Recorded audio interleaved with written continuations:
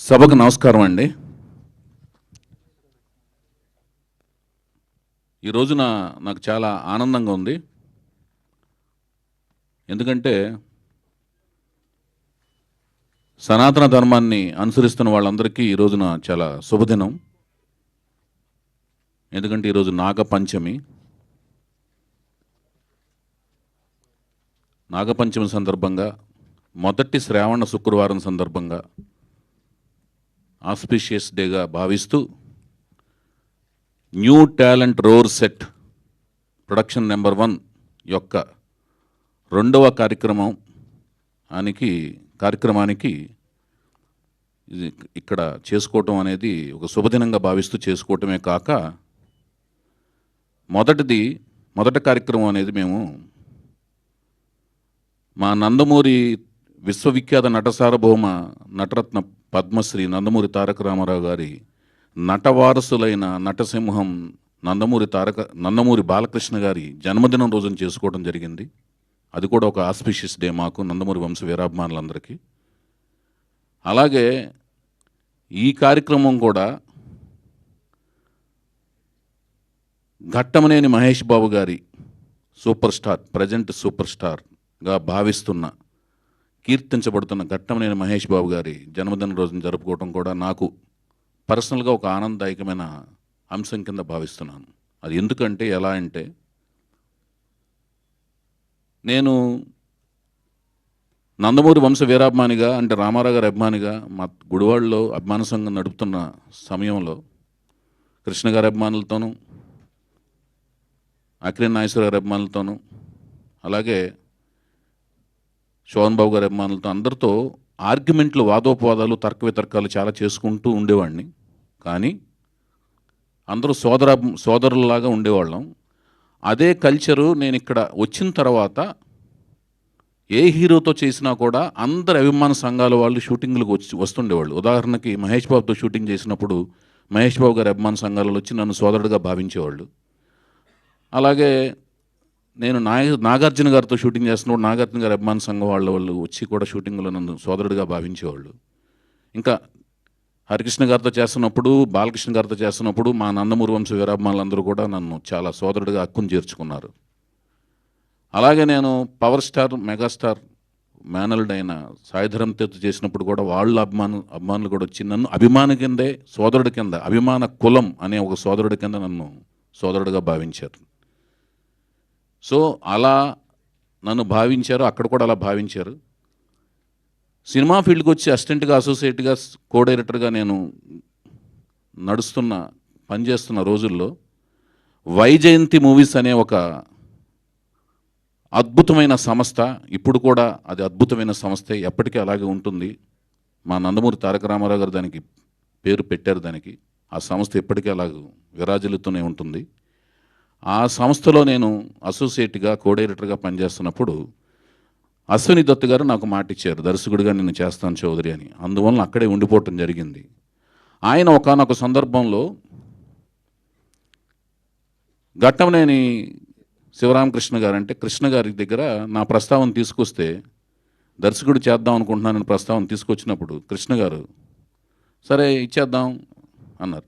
మరి ఈ స్టోరీ చెప్పడానికి ఎప్పుడు పంపించమంటారు అని కృష్ణ గారిని దత్తు గారు అడిగారు. ఎందుకు మన రాఘేంద్రరావు దగ్గర చేస్తున్నానని చెప్పావు కదా, స్టోరీ చెప్పడం ఎందుకు అవసరం లేదు, మీరు ప్రకటన ఇచ్చేసుకోండి, ఎవరు హీరోయిన్ అనుకుంటున్నారు అని అన్నారు. నాకు అప్పుడే హిందీలో పరిచయం అయిన శిల్పా శెట్టి గారి మీద నా దృష్టి ఉందన్నమాట. సో శిల్పా శెట్టి గారని నేను చెప్పడం. సో అప్పటి బిఏ రాజు గారు ఈ కృష్ణ గారి అభిమాన సంఘంలో సూపర్ హిట్ మ్యాగజైన్ రన్ చేస్తుండగా ఆ సూపర్ హిట్ మ్యాగజైన్లో ఫస్ట్ న్యూస్ లాగా వచ్చిందనమాట. వైవిఎస్ చౌదరి దర్శకత్వంలో వైజయంతి మూవీస్ బ్యానర్ మీద కృష్ణ గారు హీరోగా, శిల్పా శెట్టి హీరోయిన్లుగా,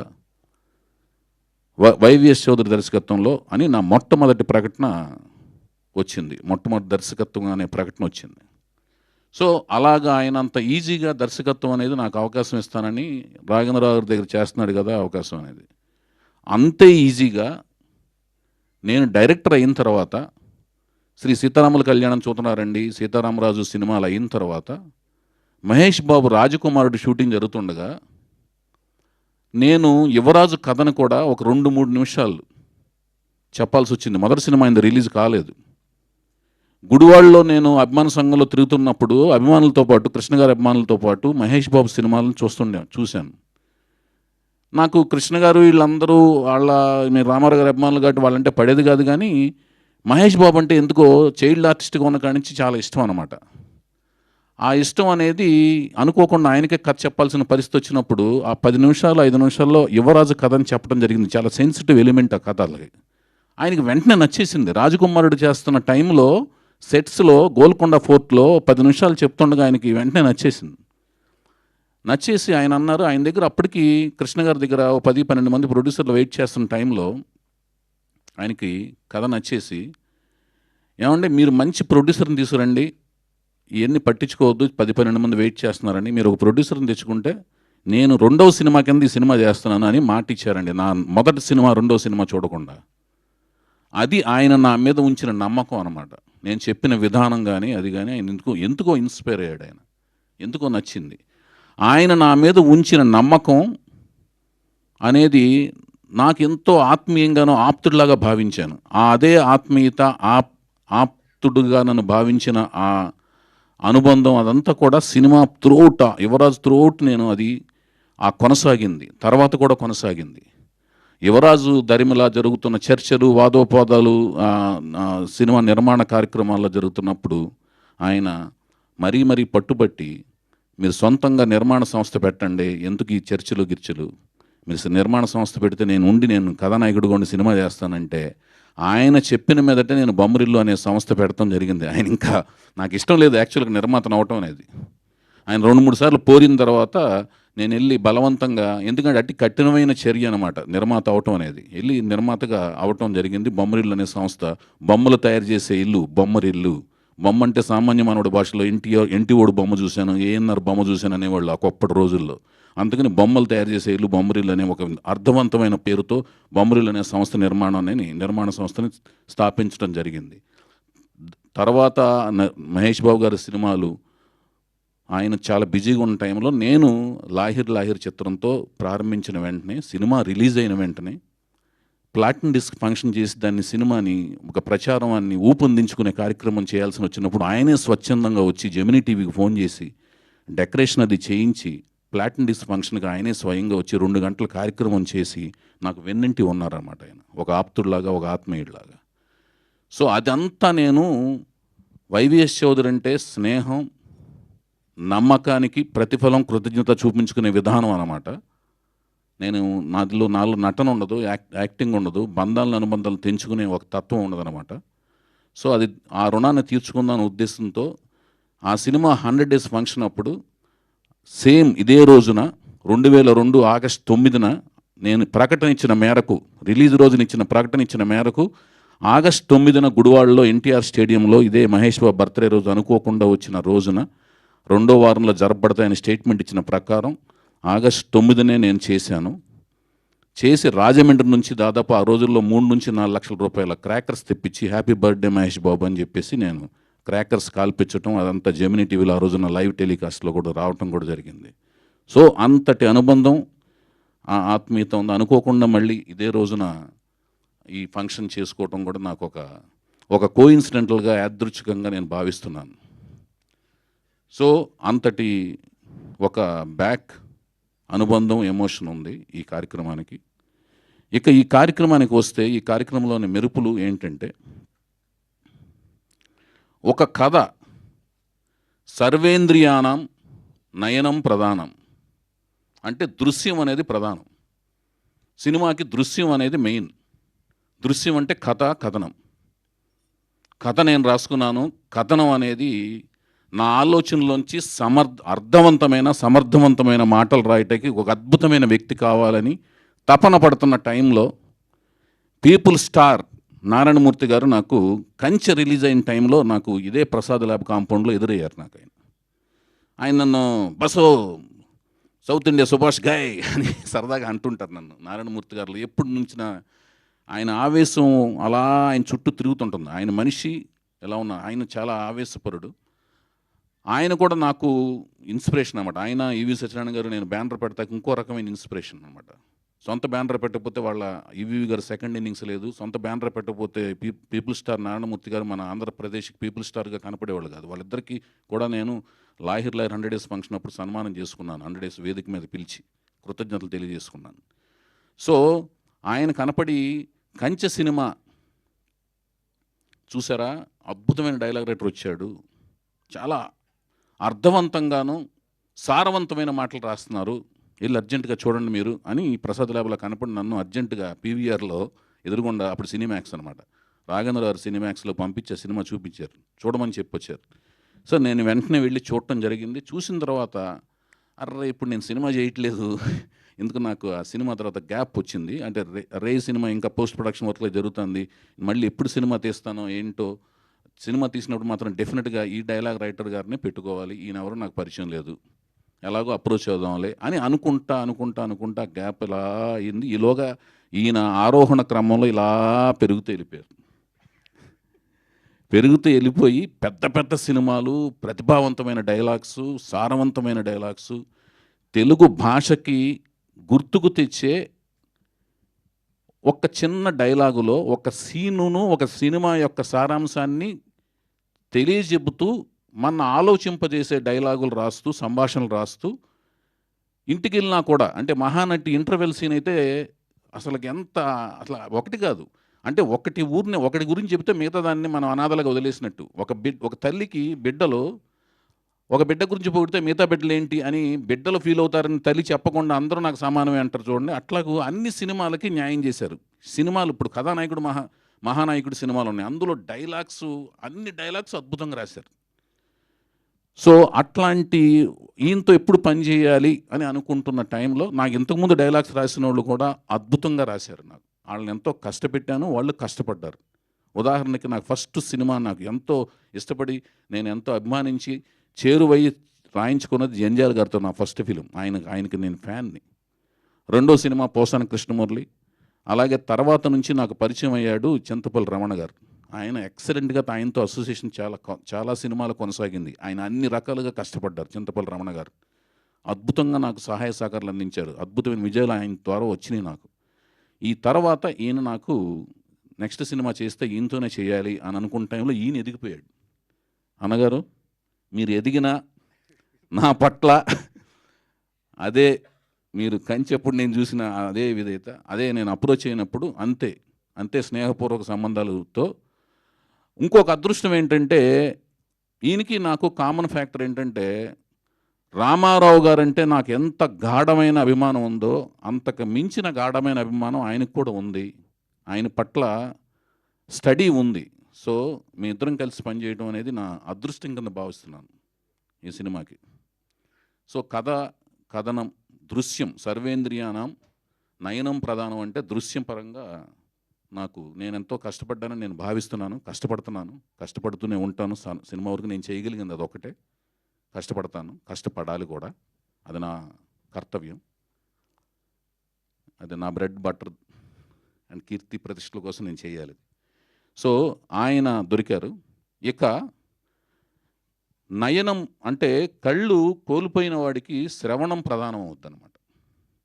అంటే చెవుల ద్వారా విన్న తర్వాత ప్రపంచాన్ని ఊహించగలిగే శక్తి, సంపద ఓన్లీ చెవుల మీద డిపెండ్ అయి ఉంటాడు. అంటే శబ్దం, ఆ శబ్దంలో విని శబ్ద తరంగాల ద్వారా మీరు కూర్చోవచ్చండి కాసేపు. అక్కడ నా కాళ్ళు నొప్పులు వస్తున్నాయి, దయచేసి కూర్చోండి. నా కాళ్ళు ఎందుకు నొప్పులు వస్తున్నాయో అర్థం కాలేదు, దయచేసి ప్లీజ్. అయితే ఈ శబ్ద తరంగాలు వస్తుంటాయి కదా, ఈ శబ్ద తరంగాలు అనేది దృశ్యంతో పాటు ఈక్వల్గా ప్రధానమైనది శబ్ద తరంగాలు.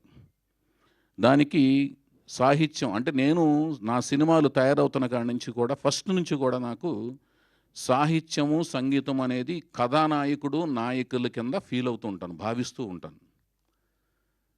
అట్లా నేను భావించినప్పుడు నా మొట్టమొదటి సినిమా నేను 13 ఏళ్ల తర్వాత ఎలాగ డైరెక్షన్ సంపాదించడం జరిగిందో అక్కినే నాగార్జున గారి దృష్టిలోకి వెళ్ళి, నేను లాహిర్ సినిమాలో ఒక డైలాగ్ రాశాను. నేను అనుకున్నవి అచ్చిమాంబ, మనం అనుకున్నవి అప్పుడప్పుడు అనుకున్నవి అనుకోనివి అప్పుడప్పుడు జరుగుతుంటేవి, అనుకున్నవి అనుకున్నవి అప్పుడప్పుడు జరుగుతుంటవి, అనుకోనివి అప్పుడప్పుడు జరుగుతుంటాయి అని ఇది ఒక డైలాగ్ రాశాను, తిరకాసు డైలాగ్ లాంటిది. అలాగే నేను నేను నాగార్జున గారి దగ్గర అవకాశం పొందిన తర్వాత ఎందుకు పొందాల్సి వచ్చింది? నేను ఎన్టీ రామారావు గారి అభిమానిని. నాకు ఆ అవకాశం ఇచ్చింది ఎవరు? నేను నాగేశ్వరరావు గారితో విపరీతంగా వాదోపాదాలు చేస్తుండేవాడిని అగ్నిపుత్రుడు సినిమాలు చేస్తున్నప్పుడు. నాగార్జున గారికి కూడా తెలుసు నేను రామారావు గారి అభిమానిని. అయినా మానవతా దృక్పథంతో వాళ్ళకి తెలిసినా, నేను రామారావు గారి అభిమాని అని తెలిసినా కూడా వాళ్ళు వచ్చి నాకు నా యొక్క కష్టపడే తత్వాన్ని గమనించి నాగేశ్వరరావుకి తెలిసినా, నాగార్జున గారికి తెలిసినా నాకు అవకాశం ఇచ్చారు. అలాంటి నాగార్జున గారు అవకాశం ఇచ్చినప్పుడు ఆయనతో నేను ఆర్గ్యుమెంట్లు, వాదోపాదాలు చేసి కీరవాణి గారే నా మ్యూజిక్ డైరెక్టర్గా ఉండాలి అని నేను ఆయనతో కన్విన్స్ చేసి చేయాల్సి వచ్చింది. ఆ సిచ్యువేషన్ అదంతా చేసి కన్విన్స్ చేసి, ఎందుకంటే అంతకుముందు వాళ్ళు సందీప్ చౌతా గారితో సినిమా చేశారు నిన్నే పెళ్ళాడతా. ఆ సందర్భంగా తనతో ట్రావెల్ అయ్యే ఒక మూడ్లో ఉన్నప్పుడు నాకు కీరవాణి గారు కావాలని నేను పట్టుపట్టే ప్రాసెస్లో నేను కీరవాణి గారితో వెళ్ళింది. కీరవాణి గారితో అన్నప్పుడు కీరవాణి గారు అంటే ఏమిటి, మన తెలుగు మనం ఏంటంటేనండి, మన ముందు ఉన్నవాళ్ళు మహానుభావులైన సామాన్య మానవులుగానే కనపడుతుంటారు. దూరంగా ఉన్నప్పుడు సామాన్య మానవులు కనపడుతుంటారు, దగ్గరగా వెళ్ళి వాళ్ళతో మాట్లాడినప్పుడు సామాన్యంగానే ఉన్నారు కదా అనిపిస్తుంటుంది. అదే వేరే దేశస్తులైతేనేమో మహానుభావులకు కనపడుతుంటారు. అసలు వేరే కాలమానవుల పరిస్థితులు ఉన్నప్పుడేమో మహాపురుషులు, యుగపురుషుల్లా కనపడుతుంటారు. అలాంటి యుగపురుషుడే కీరవాణి గారు. ఆయన మన కాలమాన పరిస్థితుల్లో కాకుండా వేరే కాలమాన పరిస్థితుల్లో పుడితే ఆయన్ని మన యుగపురుషుడి కింద భావించేవాళ్ళం. ఎందుకంటే ఆయన చేస్తున్న క్రాఫ్ట్లో ఎంత నైపుణ్యం ఉండాలో, అంటే ఒక సంగీత దర్శకుడికి తన భాష పట్ల, తను నేర్చుకున్న సంగీతంలోని సరిగమల పట్ల, భాష పట్ల పట్టుండాలి, సరిగమల పట్ల క్లియర్గా ప్రావీణ్యం ఉండాలి, అన్ని రకాల సంగీతంలోని విన్యాసాల పట్ల క్లియర్గా పట్టుండాలి. వాటిల్లోని ఇంతకుముందు ఉన్న పండితులు ఏమేమి ప్రయోగాలు చేశారు, వాళ్ళ యొక్క గొప్పగా ఉన్న పాటలు ఏమేమి పాటలన్నీ, ఎలాంటి పాటల్లో వాళ్ళు ప్రావీణ్యం చేశారు, ఎలాంటి ప్రయోగాలు చేశారు, వాటి మీద క్లియర్గా ఒక థీసిస్ ఉండాలి వాళ్ళ దగ్గర, సంగీత దర్శకుల దగ్గర, సంగీత దర్శకుడు అవుదాం అనుకునే వాళ్ళ దగ్గర. అవన్నీ ఉన్నాయి. అన్ని రకాల సంగీత దర్శకుల యొక్క ఆటుపోట్లు, వాళ్ళ యొక్క పట్లు అన్నీ కూడా కీరవాణి గారి మస్తిష్కంలో ఇక్కడ ఉంటాయి. అలాంటి సంగీత దర్శకులు మన కళ్ళ ముందు అసలు అతి తక్కువ కాదు, లేరనే చెప్పాలి. అందులో అందుకునే ఆయన యుగపురుషుడు లాంటి మనిషి అని చెప్తున్నాను. మన కళ్ళ ముందు ఉన్నాడు కాబట్టి మనకి సామాన్యుల్లాగానో లేకపోతే ఒక మహానుభావులాగానో కనపడుతున్నాడు. అలాంటి యుగపురుషుడితో నా జీవితంలోని మొట్టమొదటి సినిమా ప్రయాణించడం అనేది నాకు ఒక కలిగిన మహాద్భుతం కింద భావిస్తున్నాను. ఆస్కార్ అవార్డు రావటం అనేది ప్రామాణికాలు. ఇవన్నీ మనం సంపాదించుకోగలగటం, అది వాళ్ళు ఇవ్వగలగటం, ఆ కృషికి మనం రీచ్ అయిన దానికి మనం రావటం అనేది గొప్ప విషయం కింద, అది చాలా గొప్ప విషయం. ఎంతో కృషి ఉంటేనే అది ఎలాంటివి రాగలుగుతాయి, ఆస్కార్ అవార్డులు లాంటివి రాగలుగుతాయి. అది గొప్ప విషయం. కానీ ఆయన కీరవాణి గారు చక్రవర్తి గారి దగ్గర పనిచేస్తున్నప్పటి నుంచి నాకు తెలుసు. వేటూరు గారి దగ్గరికి మ్యూజిక్ డైరెక్టర్గా కాకముందు వేటూరు గారి దగ్గరికి వచ్చినప్పటి నుంచి ఆయనతో సాన్నిహిత్యం నాకుంది. ఆయన మ్యూజిక్ డైరెక్టర్ అయినప్పుడు కూడా నన్ను నన్ను మా ఇంటికాడ దింపి వెళ్ళటం కూడా నాకు గుర్తుంది. నన్ను ఒక రాఘవేంద్రరావు దగ్గర అసిస్టెంట్ కింద చూస్తూ కూడా, ఆయన దర్శకుడే, చీఫ్ టెక్నీషియన్ అయినా కూడా నన్ను అసిస్టెంట్ డైరెక్టర్గా దింపడం గుర్తు తెలుసు. ఇదంతా ఎందుకు చెప్తున్నానంటే, అంతటి మహానుభావుడు నా మొట్టమొదటి సినిమాకి చేస్తూ ఇప్పటిదాకా నాకు ఆయన ఇచ్చినవి ఏంటంటే మీరు చూసిన సాంగ్స్, కానీ నేపథ్య సంగీతంలో ఇచ్చారు. హే తరరరారా అని ఒక లవబుల్ థీమ్ ఇచ్చారు సీతారామరాజులో. తరరరరారా అని ఒక థీమ్ ఇచ్చారు సీతారాముల కళ్యాణంలో. అలాగే ధీనాదీదీ దిత్తం ధీనాదీదీ దిత్తం ధీనాది ధీనాది తాం తాం హే హే అని మేల్ ఫీమేల్ కోరస్లతో కలిపిన ఒక రికార్డింగ్. సినిమా ఇండస్ట్రీ అంతా కూడా ట్రంపెట్లు, వైలెన్స్లు, బ్యాంగ్స్తో వెళ్తున్న టైంలో అటు కాదు రికార్డింగ్, ఇటు ఒకటి ఉంది అని ఒక కొత్త రికార్డింగ్ స్టార్ట్ చేసిన సినిమా సీతారామరాజు. ఆ సీతారామరాజులో మేల్ ఫీమేల్ కోరస్లతో స్టార్ట్ చేసి దానికి తదనంతరం సీతయ్య సినిమాలో, లాహిర్ లాహిర్ సినిమాలో దే దబదే అనే ఒక రికార్డ్. ఇవన్నీ నాకు ఆయన ఇచ్చిన అస్త్రాలు. ఆ అస్త్రాలతో నన్ను ఎదిగించి ఆయన నాకు ఒక దారి దిక్సూచి కలిగించారు. అలాంటి మహానుభావుడితో మళ్ళీ ఆనాటి హృదయాల ఆనంద గీతం ఇదేలే అన్నట్టుగా అన్నదమ్ముల అనుబంధంలాగా ఆయన కుటుంబ సభ్యుల్లో ఒక సభ్యుడిగా నేను ఎప్పుడు భావిస్తూ ఉంటాను. ఆయన నన్ను కూడా ఆయన కుటుంబ సభ్యుల్లో ఒక సభ్యుడిగా భావిస్తుంటారు. అలాంటి మహానుభావుడు నన్ను మళ్ళీ నేను కొంత గ్యాప్ తర్వాత ఆయన అప్రోచ్ అయినప్పుడు అంతే ఆత్మీయంగా, అంతే అనుబంధంగా నన్ను చేరదీసుకుని ఈ సినిమా చేస్తానని ఒప్పుకోవటం, ఈ స్క్రిప్ట్ని ఆయన పరిశీలించి మొత్తం స్టడీ చేసి దీన్ని చక్కగా ఆయన యొక్క సలహాలు సూచనలు ఇస్తానని, తర్వాత చక్కగా దీని పని పడదాం అని సలహా సూచనలతో ముందుకు వెళదామని ఆయన చెప్పడం అంతా కూడా నాకు ఒక పెద్ద అన్నయ్యలాగా అని అనిపించింది. ఒక ఆత్మీయులుగా, కుటుంబ సభ్యులుగా నన్ను తీసుకోవడం అనేది నాకు చాలా ఆనందం కలిగింది. కీరవాణి గారు, దీనికి సభాముఖంగా ఈ కార్యక్రమం సందర్భంగా మీకు ధన్యవాదాలు తెలియజేసుకుంటున్నాను సార్. శతకోటి వందనాలు తెలియజేసుకుంటున్నాను. ఇంకా చాలా చెప్పాల్సింది ఉంది మీ గురించి, అది తర్వాత మనం బోల్డ్ సభల్లో చెప్పుకుంటాను. ప్రత్యేకించి ఒక కార్యక్రమే చేస్తాను దాని గురించి. అది తర్వాత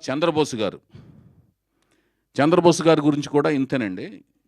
సాహిత్య చిచ్చర పిడుగు. సాహిత్య చిచ్చర పిడుగు అంటేనండి అది చాలా చిన్న మాట అండి. చిచ్చర పిడుగు అనే మాట ఏంటంటే,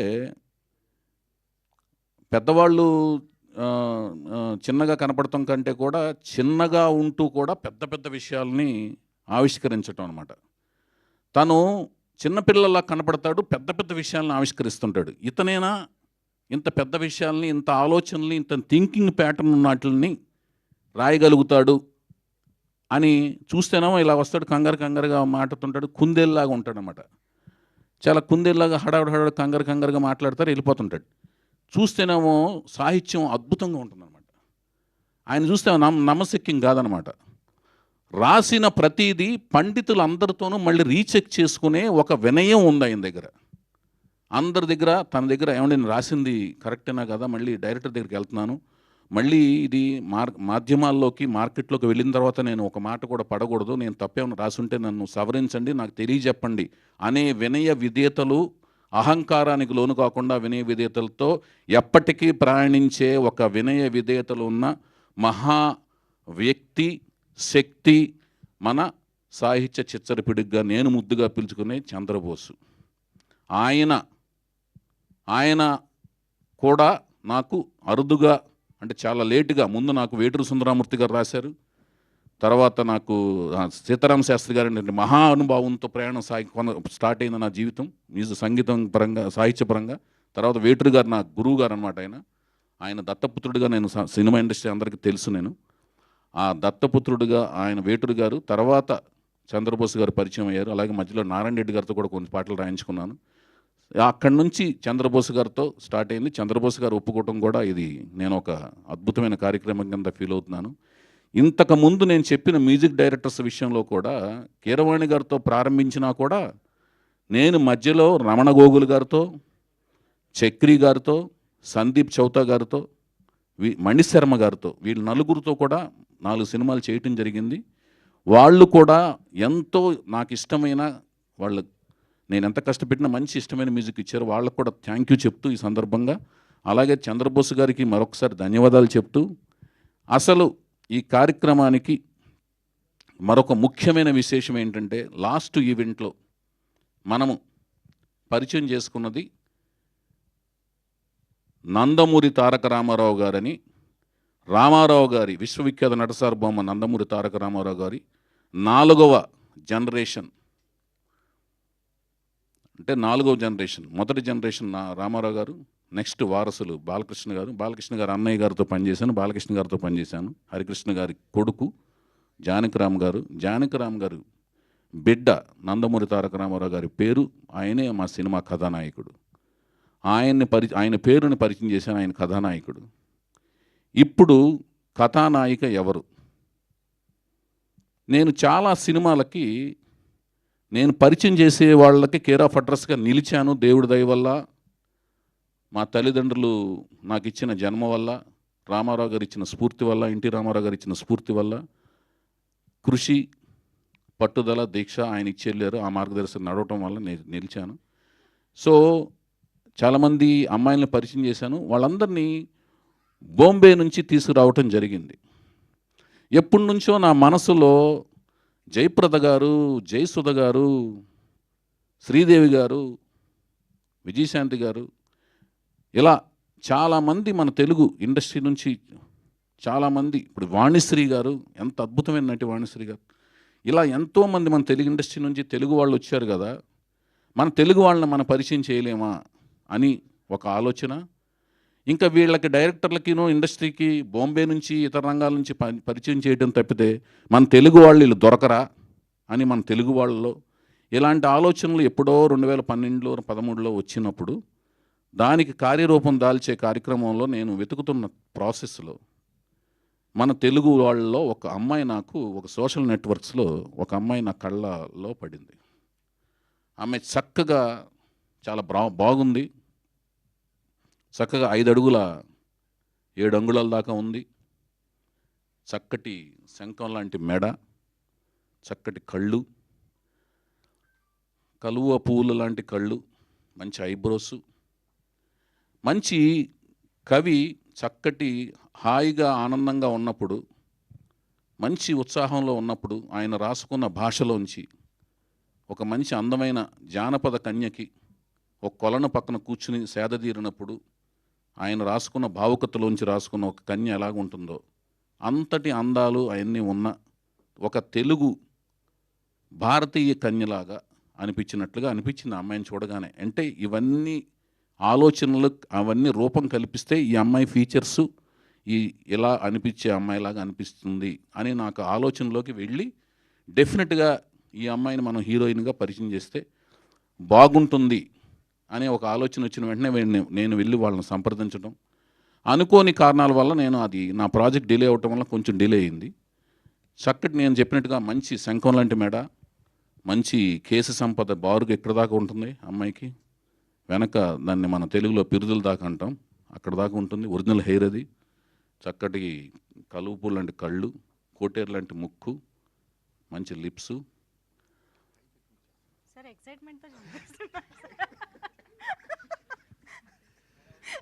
సో హైప్ ఎక్కువ ఇచ్చేస్తున్నారు. సరేనండి, అంత ఇస్తే కానీ అంటే దానివలన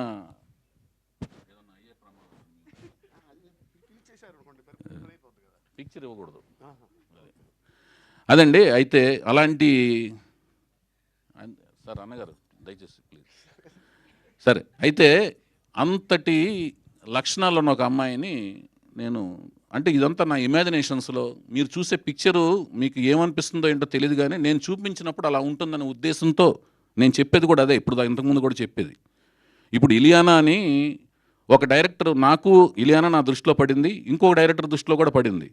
ఇంకొక డైరెక్టరు చాలా మంచి హీరోయిన్లు ముగ్గురు హీరోయిన్లు పరిచయం చేశాడు, పెద్ద డైరెక్టర్ ఆయన కూడా. ఆయన 3 నెలలు కోచింగ్ ఇచ్చిన తర్వాత ఆ అమ్మాయికి ఎందుకో ఆయనకు నచ్చలేదు, ఆ సినిమాలోంచి ఆ అమ్మాయిని తీసేశాడు. బట్ నేను చాలా హ్యాపీ ఫీల్ అయ్యి ఆ అమ్మాయిని వెంటనే తీసుకున్నాను. నాకు ఆ అమ్మాయి చాలా బాగా నచ్చింది కాబట్టి నేను ఆ అమ్మాయిని సినిమాలో చూపించాను, మీ అందరికి కూడా నచ్చింది. ఇక్కడ నాకు నచ్చింది, నేను చూపించిన తర్వాత మీ అందరికి నచ్చచ్చు, అది అర్థమవుతుంది కదండి. నా కళ్ళతో నేను చూసి నేను ఊహించుకుని చెప్తున్నాను, ఓకేనండి. సినిమాలో చూసి చెప్పండి, ఫోటో రిలీజ్ చేసిన వెంటనే కన్ఫ్యూజ్ కాకండి, కన్క్లూజన్కి రాకండి దయచేసి, అర్థమైంది కదండి. దానికి సంసిద్ధంగా తయారు చేసి అద్భుతంగా చూపించడానికి నా ప్రయత్నం నేను చేస్తాను, నా నేను కృషి చేస్తాను, ఓకే. అయితే అలాంటి అమ్మాయిని వాళ్ళని ఒప్పించడం, ఆ అమ్మాయి దేవుడు దయ వల్ల మన తెలుగు కళ అయిన కూచిపూడి క్లాసికల్ డాన్సర్, ఓకేనండి.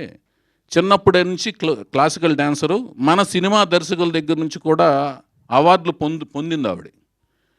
దేవుడి దయ వల్ల నా దృష్టిలో పడింది. కొంచెం డిలే అయింది.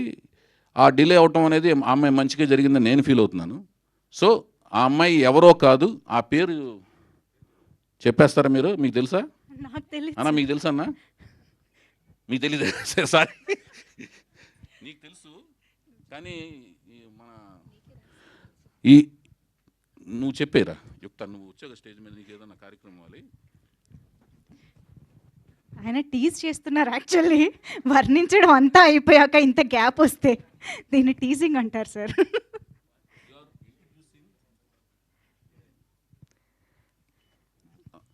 3, 2, 1. I wish you all good luck.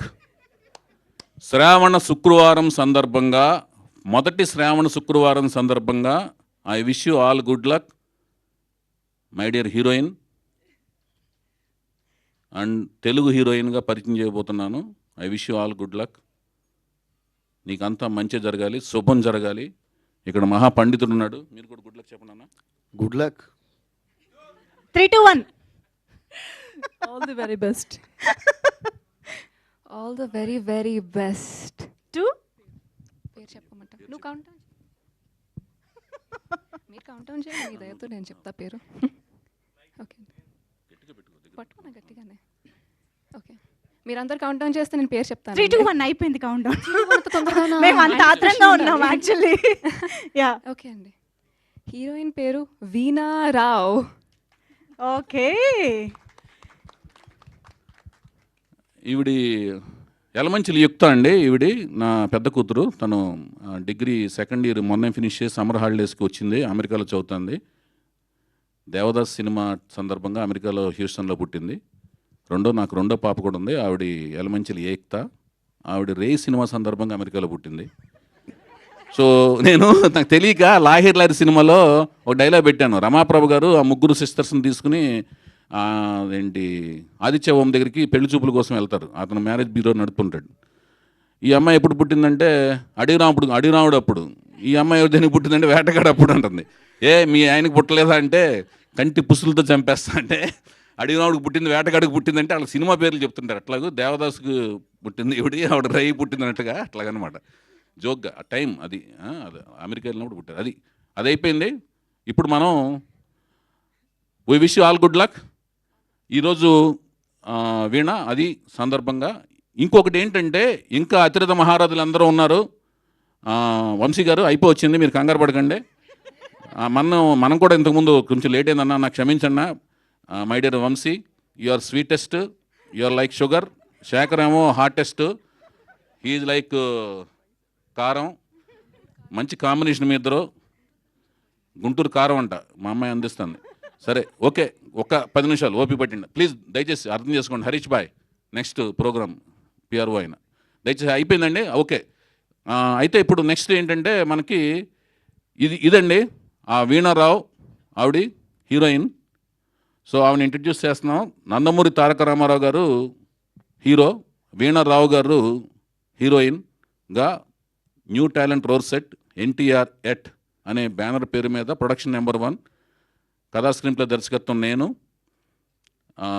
నిర్మాత గారు ఎలమంచిలి గీత, మాటలు సాయిమాధవ్ బుర్రా గారు, సంగీతం ఎంఎం కీరవాణి గారు, సాహిత్యం చంద్రబోస్ గారు రాస్తున్నారు. మిగతా వాళ్ళందరూ కూడా కొంతమంది అతిరథ మహారాజులు ఇంకెంతోమంది ఉంటారు. మిగతా వాళ్ళందరూ కూడా చాలామంది తెలుగు వాళ్ళని, కొత్త టాలెంట్ని, టెక్నీషియన్ని, ఆర్టిస్టులను కూడా మన తెలుగు వాళ్ళని సెలెక్ట్ చేసుకోవడం జరుగుతుంది. వాళ్ళకి మా నెక్స్ట్ అనౌన్స్మెంట్లో మా ఒక care of address, Instagram account అన్నీ ఇస్తాము. దానికి మేము చెప్పిన ప్రామాణికాలకి పరంగా మీరు దానికి వీడియోలు, మీ టాలెంట్లన్నీ పంపిస్తుంటే దాని నుంచి మేము సెలెక్ట్ చేసుకోవడం జరుగుతుంది.